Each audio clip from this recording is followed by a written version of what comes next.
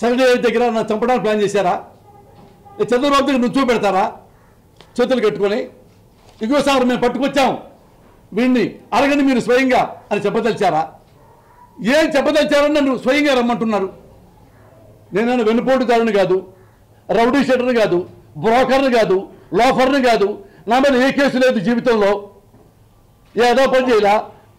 సుజా చౌదరి లాగా నేను బ్యాంకులు మోసం చేయలా, భూ కబ్జాలు చేయలా, నీ కొడుకులాగానే అవినీతి పనులు చేయటల్లా.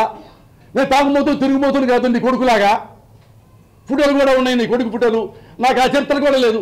ఏ చరిత్ర నాకుందని ఎలక్షన్ కమిషనరు సినిమా చూడకుండా మ్యాటర్ తెలియకుండా ఎవడో చెప్పాడని చెప్పి నాకు లెటర్ పంపిస్తారు. పంపిస్తే రిప్లై ఇచ్చిన తర్వాత కూడా నన్ను స్వయంగా రమ్మంటారు. ఇక్కడ నుంచి అమరావతి దాకా వస్తా మీరు చెప్పినట్టుగా. రేపు కూడా గుంటూరు నుంచి లెటర్ రాస్తాడు, మళ్ళీ పిలుస్తారా? రేపు శ్రీకాకుళం నుంచి లెటర్ పంపిస్తారు, రేపు వైజాగ్ నుంచి, ఎల్లుండి వేరే ఊరు నుంచి, కాకినాడ నుంచి ఊరు కూడా లెటర్ రాస్తాడు నా మీద. రోజు నేను బస్ పాస్ చేసుకుని రావాలి మీ దగ్గరికి. ఎథిక్స్, థింకింగ్, బుద్ధి, ఆలోచన ఇంత ఉన్నాయి సార్. ఇంత పెద్దవారు మీరు. ఇదిగో ఎవరు నాకు స్వయంగా ఇదిగో ఈయన పైగా ఆయన ఫోన్ నెంబర్ ఇచ్చాడు. ఎందుకని ఎలక్షన్ కమిషన్ నాకు ఫోన్ నెంబర్ ఇవ్వటం? ఆయన పేరు మార్కెట్ అయ్యలు. నెంబర్లు ఉన్నాయి 9848142318.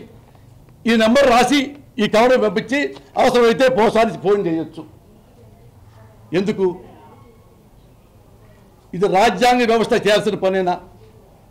నేను కామన్ మ్యాన్ కదా, వెరీ కామన్ మ్యాన్ని, సెలబ్రిటీని కూడా కాదుగా రాజకీయంగా. ఆఫ్టర్ ఆల్ సినిమా వాడిని, సినిమాలు చేసుకుంటున్న వాడిని. నాకు నచ్చిన పార్టీకి నేను సపోర్ట్ చేసుకుంటున్నా. ఏంటి నేను చేసిన పాపం? కాదు మొగుడా అని లెటర్ కూడా పంపించానే. ఇదిగో నేను పంపించిన లెటర్ ఇదిగోండి. ఇదిగో సార్, నేను పోసానికి ఇష్టమున్న టైటిల్ మీద ఇదిగో నేను అయ్యా ఎవరైతే రిపోర్ట్ చేశాడో అలాగే నేను సినిమా తీయలేదు. నా సినిమా కథ ఇది కూడా రాశా. ఇది మేనిఫెస్టో గురించి గురుగారి సినిమా, వ్యక్తిగతంగా కాదు. ఆ మానస గురువుని నిందించండి, మందలించండి అని చెప్పా. ఇది ఇచ్చాక 3 పేజీలు ఎలక్షన్ కమిషన్ మీద గౌరవంతో 3 పేజీలు లెటర్ రాస్తే ఇది చదువుకున్నవాడు ఎవడైనా సరే నన్ను లైఫ్లో పిలవడం. ఎందుకంటే ప్రెస్ మీటే పెట్టలేదు సార్. కనీసం లక్ష్మీ పార్వతి వాళ్ళు ప్రెస్ మీట్ పెట్టుకున్నారు. వాళ్ళ గురించి మాట్లాడిన ఒక అర్థం ఉంది. ఎందుకంటే చంద్రబాబు గెటప్ వేశారు, రామారావు గెటప్ వేశారు, లక్ష్మీపార్వతి గెటప్ వేశారు. ఇది బయోపిక్ అని చెప్పుకున్నారు, వాళ్ళు తీసుకున్నారు. దాని గురించి మాట్లాడండి. ఇది బయోపిక్ కాదుగా, మీ జీవితాలు కాదుగా. సమకాలీన రాజకీయాల గురించి నేను మాట్లాడా, మేనిఫెస్టో గురించి సినిమా తీశా. Just like operation Duryodhana. అది కూడా చెప్పాక నేను ఇంత చెప్పి 3 పేజీలు రాసిన తర్వాత నాకు తెలియదు గురువు గారు, మీ పాదాబంధనం చెప్పిన తర్వాత కూడా మీరు మళ్ళీ 2 రోజుల తర్వాత స్వయంగా రండి అమరావతి అంటే ఏంటి? దానిలో ఏమైనా మర్డర్ ప్లాన్ చేస్తున్నారా నన్ను, నా మీద? ఎవరైనా కానీ మరి పిలిచిన మీనింగ్ ఏంటి? ఆయన ఏమంటా అంటే ఎందుకు పంపించారు సార్ అంటే అది మేము ఫార్మాలిటీగా. దేనికి ఫార్మాలిటీ? దేనికి ఫార్మాలిటీ? మీకు నేను సంజాయిషి ఇచ్చిన తర్వాత ఇవ్వకూడదు నేను. ఎందుకంటే నా సినిమా ఏం తెలియకుండా ఎలా పంపిస్తారు నోటీస్? మీరు ఎలా పంపిస్తారు సార్? నా సినిమా తెలీదు, నేను అనౌన్స్ చేయాల. అలా పోతాను అనౌన్స్ చేయనివయ్యా అని మీరు అనొచ్చుగా. ఏమో మీరు పిలిచింది లీక్ అయిపోయి ఇంకొన్ని మర్డర్ చేస్తారేమో నన్ను. అమరావతి పిలిచే అవసరం ఏంటి? ఇప్పుడే తెలుస్తుంది భయం అని.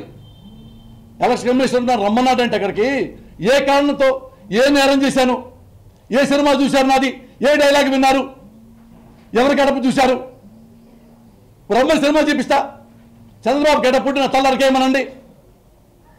చంద్రబాబు లాగా గెటప్ వేసినా, ఇంకోలా గెటప్ వేసినా, నేను సమకల్యాణ రాజకీయాలు పెట్టి సినిమా తీసుకున్నా.